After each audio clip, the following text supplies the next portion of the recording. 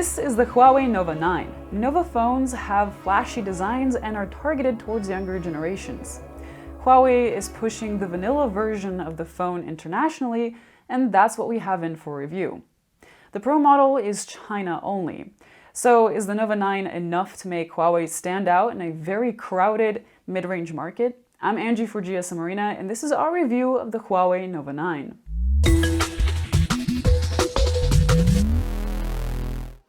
The Nova 9 has a premium feel and unique looks, at least as far as the back is concerned. Its least flattering design feature is the glossy plastic frame, which is a bit of a fingerprint magnet, but other than that, it's quite the looker. The back is made of glass, and internationally you can get it in starry blue or black. The frosted finish in the back is grippy, and fingerprints don't stick. In general, the phone feels great in the hand too, especially since at 175 grams, it's one of the lightest phones at this size. The power and volume buttons are a bit high for some users though. Both the front and back have an aggressive curve, and as the waterfall-like curved screen is a polarizing feature, you're the one who should decide if it's for you or not. As a whole, the design is great, but we do wish that there was ingress protection and Gorilla Glass for more durability. The 6.5-inch OLED panel has a 120Hz refresh rate, HDR10 support, and a Full HD resolution. It got 433 nits in manual mode and a max of 608 nits in auto, which is a standard level of brightness for its class. Overall, you'll have no issues with it on a sunny day. The high refresh rate control is simple and mostly effective. There are 3 settings: Dynamic, High, and Standard. Dynamic and High act pretty much the same, while the standard setting keeps the screen at 60 Hz. The system will also limit the refresh rate to 60 Hz when watching full-screen videos. The Nova 9 has a single downward-facing speaker. It's decently loud and it sounds clean as long as you don't turn up the volume too much.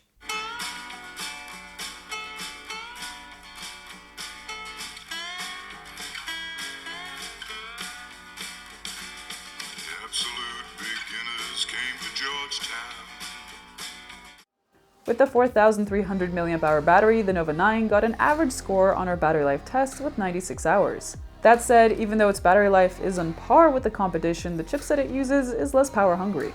And we would have liked to see an endurance of around 117 hours like on the Galaxy A72. The Nova 9 sports the Snapdragon 778G 4G and 8 GB of RAM. The lack of 5G on this phone isn't much of a loss since 5G isn't yet ubiquitous. And for everyday use and some gaming, it has more than enough power. Still, many competitors have the more powerful Snapdragon 888 or 870 chipsets, so the Nova 9 is at a performance disadvantage.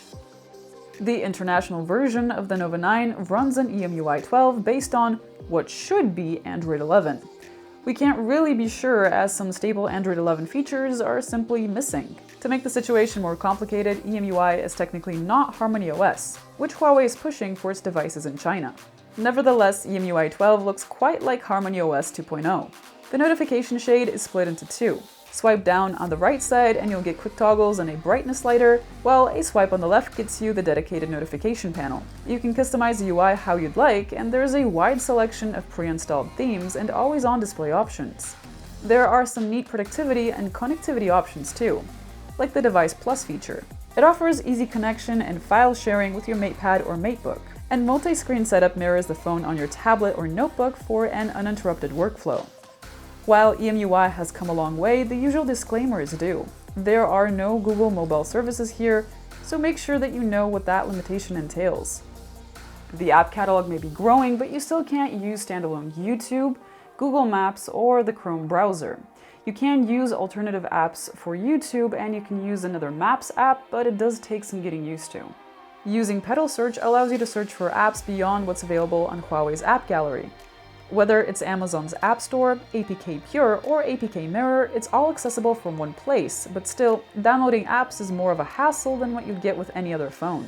There are 4 cameras on the back, with a 50-megapixel main sensor that is a very similar unit to the one you'll find on the Oppo Find X3 Pro, an 8-megapixel ultra-wide camera, a 2-megapixel depth sensor, and a 2-megapixel macro cam. When it came to daylight photos, we got okay results, except for a few outliers. The photos were all sharp, clean of any noise, and with good dynamic range. Colors were pleasant, if a bit saturated, and perhaps our single beef with them is the slight magenta tinge on all the snaps. The photos are not very competitive for the price range, but they're okay. When we zoom in 2 times, shots look just as if the regular photos have been cropped and upscaled. They're okay, but not stellar. The ultra-wide wasn't particularly impressive either, but it was in line with most of the competition on the market. Images are soft, they lack detail, and they have a narrower dynamic range than the main camera. Contrast could be better too, and colors are reproduced differently than on the main camera. Barrel distortion is kept in check well though. At night, there was a nice amount of resolved detail in the shadows, and highlights were nicely contained too. Color temperature and contrast are on point. Colors were especially lively, however shots weren't very consistent and some came out rather soft, as if out of focus. If you switch on night mode, you'll find that there isn't much of a difference, if any, with regular photo mode. The ultra-wide doesn't have a night mode option, though it's debatable if it actually would have helped. Shots are muddy, lack contrast, and have a narrow dynamic range and plenty of noise. Portraits look sharp with natural colors, a wide dynamic range, and a lot of fine detail. Some may come out soft, but the biggest issue that we saw was the edge detection. The faux bokeh is too strong for our liking, no matter which style we chose, and the edge detection was literally rough around the edges. The 32-megapixel selfie camera snapped some pretty good selfies, and they had plenty of fine detail, a wide dynamic range, and natural colors. The subject's face was always well exposed too. The Nova 9 records videos up to 4K at 30 FPS with both the main and ultra-wide cameras. The main camera's footage has an interesting low contrast look, which helps for the nicely wide dynamic range. Also, the colors are nice and vivid. Unfortunately, the output is not very sharp. The ultra-wide fares worse, and you'll find that its footage is softer and with more washed out colors. Also, there is clearly some upscaling at play to get 4K video out of this 8-megapixel sensor. Stabilization is impressive, and no matter if you're running or walking, the software evens out every vibration. The Nova 9 has the looks, it has a gorgeous display, and it has speedy charging. Sadly, it's not competitive enough for its class because many phones at this price have more powerful chipsets, boast stereo speakers, and capture better photos and videos. Perhaps when the price goes down, it'll make more sense to purchase, as long as you don't mind the extra hassle that comes with app discovery and downloads. Thank you very much for watching, stay safe, and I'll see you guys next time.